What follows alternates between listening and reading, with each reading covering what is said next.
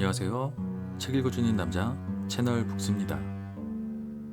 오늘 읽어드릴 책은 전학일기 1 수박서리라는 책입니다. 지은이는 한즈, 좋은 땅 출판입니다. 그 어린 시절의 기억은 뭔가 모르게 애틋한 향수가 있는 것 같습니다. 시간이 지나서 흐릿해지기는 했지만 반대로 또 아주 강렬하기도 합니다. 어른이 되면서 기억은 각색이 되기도 하지만 또 지워지기도 하지만 어떤 경우에는 남아있는 기억들은 보통은 아름다운 추억이 되기 마련입니다. 인간이 어린 시절의 추억을 그리워하는 것은 돌아갈 수 없기 때문이 아닐까 싶습니다. 가질 수 없는 것을 알기 때문에 더 애틋한 것 같습니다. 다시 돌아갈 수 없는 그 시절의 그런 기억들, 그런 것들은 사람이 살아가는 데 있어서 아주 훌륭한 동력이 됩니다. 어린 시절의 기억이라는 것은 누구에게나 공통적으로 있는 거죠. 누구에게나 있기 때문에 모든 사람은 각자 자신의 추억이 있습니다. 그리고 같은 시대를 살아간, 동시대를 살아간 사람들에게는 아주 강한 공감대를 가진 비슷한 그런 추억들이 있습니다. 이런 것들이 그 동시대를 살아간 사람들의 유대관계를 강화하는 그런 역할을 하는 것 같습니다. 이 책 전학일기 수박서리는 바로 그런 시절의 추억에 관한 이야기를 다루고 있습니다. 이 책은 제목 그대로입니다. 수박서리에 관한 이야기입니다. 이 책을 이해하려면 그래서 우선 서리가 무엇인지부터 알아야 할 것 같습니다. 요즘 세대들에게는 아주 생소한 단어가 아닐까라고 생각이 되고요. 왜냐하면 요즘에는 없어졌다고 봐야겠죠. 없어진 일이기 때문에 이 표준 국어 대사전에서 서리라는 단어를 검색을 해보면 이렇게 쓰여져 있습니다. 명사, 때를 지어 남의 과일, 곡식, 가축 따위를 훔쳐먹는 장난. 이게 바로 서리의 정의입니다. 단어적 정의죠. 서리란 게 기본적으로는 장난이기는 하지만 말 그대로 다른 사람의 과일이나 곡식, 심지어 가축을 훔치는 일입니다. 요즘 세대들에게는 이해가 안 가는 일일 수 있다고 생각이 됩니다. 냉정하게 얘기하면 사실 절도라고 볼 수 있는 범죄 행위죠. 하지만 모두가 다 어렵고 정이 있던 그때 그 시절에는 어느 정도 선까지는 용인이 되는 일이었다. 이런 문화적인 그 개념으로 받아들여야 될 것 같고요. 주로 이제 수박밭이나 참외밭 이런 데서 수박이나 참외를 서리하는 게 일반적이었습니다. 그런데 심한 경우에는 그 닭이나 심지어 돼지를 서리하는 경우도 있었다고 하니까 좀 심한 것 같아요. 이거는 제가 생각해도 지금 생각해도 좀 심하다고 할 수 있죠. 하여튼 서리란 게 이런 것이다. 이 동네 아이들이 때를 지어서 몰래 남의 밭이나 과수원에서 보통은 먹을 거를 슬쩍 하는 그런 행위입니다. 감자나 옥수수 이런 것도 서리를 하기도 하고요. 이제 그러다가 주인에게 잡혀도 보통은 손을 들고 벌을 세우게 한다든지 이런 정도로 끝나던, 지금 같으면 사실 경찰에 신고하지 않을까라는 생각이 듭니다. 절도로. 세상이 지금보다 훨씬 덜 빡빡하던 그런 시절의 이야기입니다. 그래서 아마 그런 것 때문에 설이라는 추억이 있는 분들은 그 기억이 행복한 기억으로 남아있는 게 아닐까, 이런 생각을 해보게 됩니다. 아무래도 경제적으로는 좀 덜 풍요로웠지만 이런 인간미라든지 정 같은 것들은 훨씬 더 있었던, 조금 더 느슨했던, 덜 빡빡했던 그런 시절의 이야기입니다. 이 책 전학일기 1 수박서리의 주인공은 초등학교 1학년인 한 아이입니다. 어떤 이유인지는 정확하게 나와 있진 않지만 아주 빈번하게 이사를 다니는 것 같습니다. 그런데 전학은 처음입니다. 학교를 이제 초등학교 1학년이니까 학교를 들어가고 나서는 처음으로 하는 이사기 때문에 그래서 그 주인공은 아주 시골 마을로 전학을 가게 됩니다. 그런데 하필이면 전학을 간 첫날이 여름방학식을 하는 날이었습니다. 방학식 날이라 친구들과 인사도 하는 둥 마는 둥, 소개도 제대로 안 시켜주시고, 심지어 담임 선생님이 남자 선생님이었는지 여자 선생님이었는지 그 기억조차도 가물가물한 채로 낯선 동네에서 그렇게 그냥 여름방학을 맞게 됩니다. 본문 중에서 요 부분을 읽어드리면, 안경을 끼셨는지 아닌지도 아리송한데 심지어 남자 선생님인지 여자 선생님인지도 헷갈리는데 방학이 끝난 후에 과연 선생님 얼굴을 제대로 기억해낼 수 있을까? 아, 남자 선생님인가 보다. 목소리가 굵다는 게 그 증거다. 아닌가? 요즘은 허스키한 여자들도 많은가? 다음부터는 전학을 오려면 며칠이라도 일찍 내려오세요. 처음 만났을 때 선생님께서 그런 이상한 말씀을 하셨는데, 그 말씀을 듣고 엄마는 죄인처럼 한참 동안 고개를 들지 못하고 있었고, 그때 이미 나는 선생님께서 나를 미워한다는 것을 알아차릴 수 있었다. 네, 이렇게 표현되어 있습니다.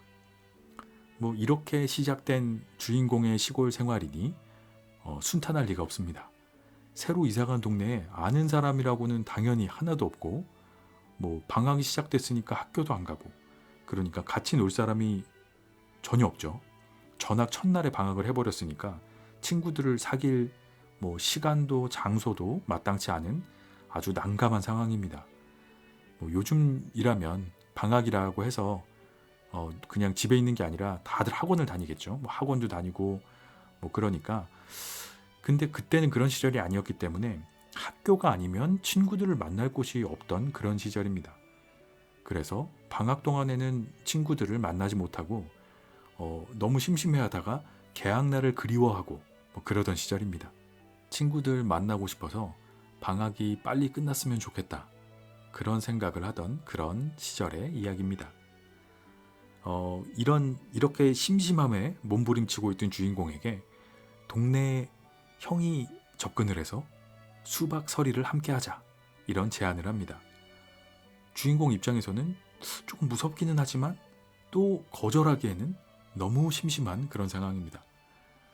이렇게 주인공의 수박 서리 모험이 시작이 됩니다. 동네 형들과 누나들과 다 함께 난생 처음으로 수박서리를 하게 되는 초등학교 1학년짜리 8살 꼬마의 이야기가 이 소설의 내용입니다.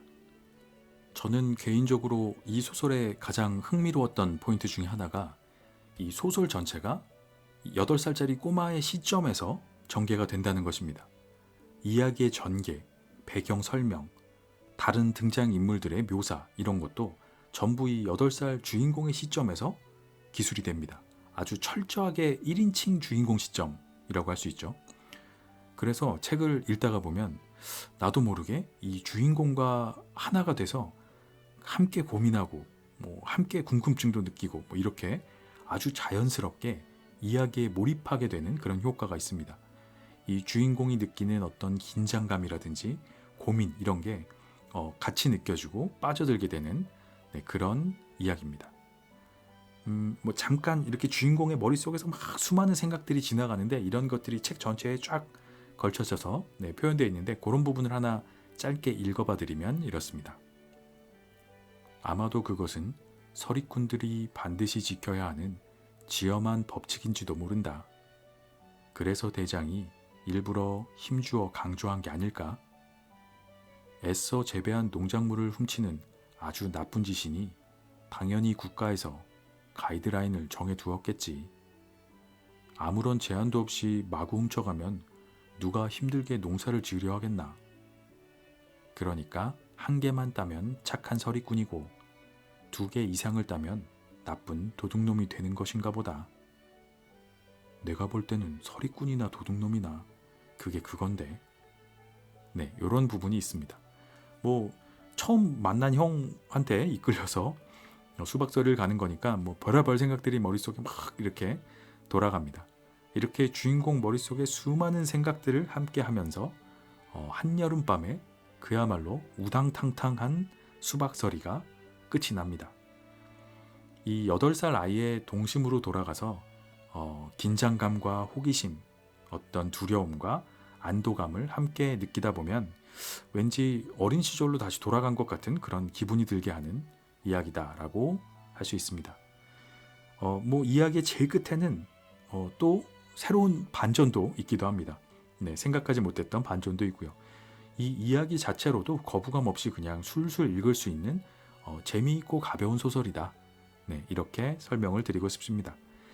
이 설이라는 거를 해보신 경험이 있는 세대에게는 굉장히 무한한 추억의 어떤 소스가 될 것이고, 설이가 무엇인지 모르는 세대에게는 일종의 판타지 소설 같은 느낌이 아닐까? 이런 생각도 해봤습니다. 어느 쪽이든 이 8살 아이의 이런 순수한 마음을 가졌던 그 시절로 다시 돌아가 볼 수 있지 않을까, 그런 생각이 듭니다. 요즘 같은 여름밤에 가벼운 마음으로 편하게 읽기 좋은 그런 소설로 추천드립니다. 전학일기 1 수박서리 한즈 지음 좋은 땅. 저자의 말. 이 이야기를 세상의 모든 어린이들과 어린이인 적이 있었던 분들께 바칩니다. 전학 3일째. 역시 잘한 일이지. 사나이로 태어나서 한 번쯤은 해보는 것도 괜찮겠지. 아니야, 괜히 우물쭈물 그냥 넘어갔었나봐. 가지 않겠다고 딱 부러지게 말할 걸 그랬나봐. 기대 반 후회 반으로 하루 종일 가슴이 두근거린다. 무슨 일이냐고?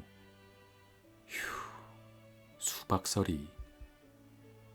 그러니까 도둑질이나 다름없는 수박서리를 가기로 덜컥 약속을 해버렸기 때문이다. 그것도 당장 오늘 밤에. 아니 뭐라고? 이제 겨우 1학년인데? 그래, 다 좋은데 바로 그게 문제다. 아직은 내가 키도 조금 작고 세상 경험도 약간은 부족하고 서리에 대해서는 별로 아는 게 없는 1학년에 불과하다는 것. 곰곰이 생각해보면 서리도 종류가 참 많다. 뭐든지 꽁무니에 서리자만 갖다 붙이면 되니까.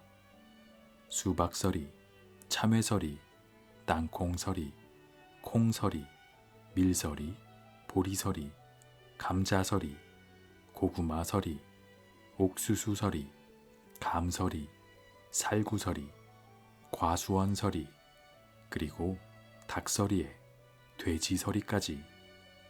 아닌가? 돼지는 너무 큰가? 어찌되었든 그동안 그렇게 설이라는 말은 여러 번 주워들어 본 적이 있었지만 실제로는 구경도 못 해봤고 어떻게 하는 것인지도 모른다. 아무리 천재라 한들 해보지도 않고 세상사 모든 것을 다 알 수는 없는 일이니까. 단지 내가 아는 것은 그게 남의 것을 훔치는 도둑질이라는 것과 붙잡혀서 맞아 죽지 않으려면 지금보다 키가 훨씬 더 커야 한다는 것이다. 다시 말해서 모든 일에는 다 때가 있는 법인데 적어도 3, 4학년쯤은 되어야지 아직은 시기상조라는 말이다. 그동안 나에게 무척 어른스럽다거나 100년에 한 번 날까 말까 할 비범한 천재라거나 나중에 기어코 큰 인물이 되고야 말 거라는 사람들도 간혹 있긴 있었다. 하지만 그건 어디까지나 친한 엄마들끼리 서로 짜고서 주고받는 립서비스였을 뿐이다. 만약 내가 혼자 있을 때 그런 말을 하는 사람이 있다면 그 사람은 유괴범이거나 사기꾼이라고 봐야 한다. 철없는 내가 어른스럽다니. 어린 나이에 수염이라도 났다는 말인가? 그렇게 비범한 천재라면 왜 아직 구구단도 제대로 모를까? 나중에 큰 인물이 될지 안 될지는 그때 가봐야 아는 일이 아닌가? 물론 내가 똑똑하고 천재성이 있다는 건 나도 인정한다. 비록 그것이 착각이거나 터무니없는 망상이라 할지라도 그런 자부심도 없이 무슨 희망으로 세상을 살아가나. 다 자기 잘난 맛에 사는 건데. 다만 그렇다 해도 나는 아직은 떡잎에 불과하다는 말이다. 하루, 이틀, 사흘. 그러니까 여기 학교로 전학을 온 지 오늘로 사흘째다. 3일밖에 안 됐는데 뭘 손가락까지 동원하느냐고? 이사를 다녀보지 않은 사람은 그렇게 말할 수도 있겠지. 그렇지만 새로운 행성에 도착하면 거기에 적응하느라 한동안은 정신이 오락가락할 정도로 바쁘기 마련이다. 해야 할 일이 너무 많다 보니 하루하루가 일주일이나 한 달처럼 아주 길게 느껴진다는 말이다. 그러니 손가락이 필요할 수밖에. 그런데 정말 이상한 것은 분명히 하루하루가 그렇게 아주 천천히 흘러가는데도 어느 날 문득 뒤를 돌아보면 무지 빨리 지나갔다는 느낌이 든다는 것이다. 예전에는 세월이 빠르다는 말이 무슨 말인가 했었는데 나이가 좀 드니까 이제야 이해가 된다. 그러니까 아마도 과거는 빠르고 현재는 느리다는 뜻이 아닐까? 그럼 미래는 어떻게 되나? 글쎄, 아직 미래는 한 번도 경험해보지 못했고 미래에서 온 사람을 만나본 적도 없으니 알 수가 있나? 아직도 세상에는 내가 모르는 게 많지만 그리 조급해 하지는 않으려 한다. 세월이 흐르면 자연스럽게 알게 되겠지. 돌이켜보면 아리송한 내 어릴 적 기억에 이사는 심심치 않게 있는 일이었다. 하지만 학교를 옮겨야 하는 전학은 이번이 처음이었을 뿐만 아니라 너무나 갑작스럽게 닥쳐온 일이기도 했다. 때문에 이것저것 따지거나 생각해 볼 만한 여유라고는 전혀 없었다. 그저 선생님께서 시키는 대로 교단에 올라 꾸벅 인사만 하고는 어디로 가는지도 모르고 왜 가는지도 모르고 엄마 아빠를 따라 무작정 여기로 오게 된 것이다. 그런데 다음 날 아침 눈을 뜨자마자 엄마 손에 이끌려 부랴부랴 새로운 학교에 가보았더니 놀랍게도 마침 그날이 방학식을 하는 날이었고 곧바로 방학이 시작된다는 것이었다. 여름이니까 여름방학. 다른 아이들이야 모두들 교실이 떠나갈 듯 환호성을 지르며 좋아했지만 나는 어리둥절하기만 했을 뿐 꼭 좋은 일만은 아니라는 것을 직감할 수 있었다. 물론 방학이니까, 특히 내 인생의 첫 방학이니까 좋기는 했지만 그렇게 숨 쉴 틈도 주지 않고 방학을 해버리면 나는 어쩌라는 것인가. 반편성도 어리둥절하기는 마찬가지였다. 네가 그렇게 갑자기 전학을 오는 바람에 오늘은 임시로 반편성이 된 거야. 그러니까 방학이 끝나고 나면 다른 반으로 바뀔지도 몰라. 무슨 말인지 알겠지? 그날 선생님께서는 그렇게 수차례에 걸쳐 애써 강조를 하셨는데 그 말씀이 나에게는 방학이 끝나고 나면 반이 바뀌고야 말 거라고, 그래서 다시는 서로 볼 일이 없을 거라는 뜻으로 다가오는 것이었다. 그 때문이었을까? 내 소개도 해주지 않고 자리도 정해주지 않고 인사할 기회도 주지 않으셨다. 그저 선생님께서 손가락으로 멀리 가리키시는 대로 마치 벌이라도 서는 것처럼 뒤쪽에 어정쩡하게 한참을 서 있었을 뿐이었다. 선생님의 손가락이 혹시라도 빈자리를 가리키는 것인지 두 눈을 치켜뜨고 두리번거려 보았지만 아무리 살펴봐도 나를 위한 빈자리는 없었다. 여기는 어디인가? 왜 이렇게 벌을 서고 있어야 하나? 저 수많은 자리들 중에 왜 내 자리는 없는 것인가? 오늘 결석한 녀석도 없나? 가슴이 저려오며 진땀이 흐르고 숨쉬기가 점점 어려워지고 있었다. 언제부턴가 불안하고 초조하면 그런 증상이 나타나는데 나만 그런 것인지 다른 아이들도 다 그런 것인지는 모른다. 다만 그럴 때는 달리기를 하면 해결된다. 하지만 그런 상황에서 밖으로 달려나갈 수는 없는 일이었다. 그래도 사람이라는 게 다 살게 되어 있는 법. 이건 내가 직접 개발한 건데 달리기를 할 수 없다면 차선책으로 숨을 참으면 된다. 이열치열, 숨이 막혀오기 시작하면 오히려 내 의지로 숨을 참는 것이다. 나는 두 눈을 꼭 감고서 하늘이 노래지고 세상이 빙빙 돌 때까지 반복해서 숨을 참고 몰아쉬기를 계속했다. 저절로 시작되는 공상.